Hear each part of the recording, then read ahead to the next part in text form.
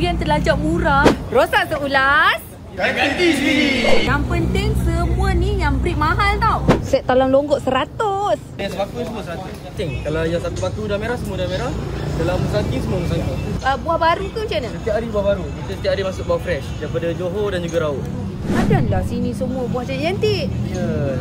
Buka setiap hari daripada pukul 12 sampai 11 malam. Selagi ada musim, selagi itulah korang boleh makan. Biasa kat luar Blackthorn harga sekilo RM40, tapi dekat sini RM27.90. Dan merah harga asal RM30 sekilo, sekarang RM25.90. Yang musangking pula daripada RM30 sekilo, sekarang RM25.90 juga. Ya, dia 18. Oh, dia punya warna macam warna susu. Di 18, harga asal dia RM25, sekarang RM22. Sekarang sampai 17 Januari, korang boleh makan dan menang. Atas 150, boleh letak satu nama. Memang nampak berbaloi and diorang akan umum pada 17 Januari pukul 8 malam. Yang utama dapat motor EV baru.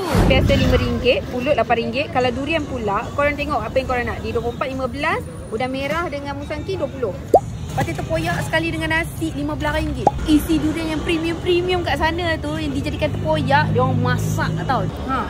Bukan.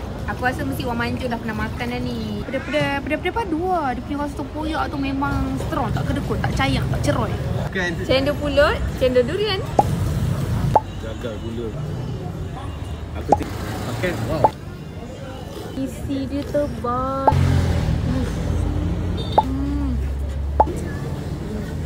In my zone, jangan kacau. Ini betul-betul depan Abang Lori Char Kway Teow. Pesta Durian Manja.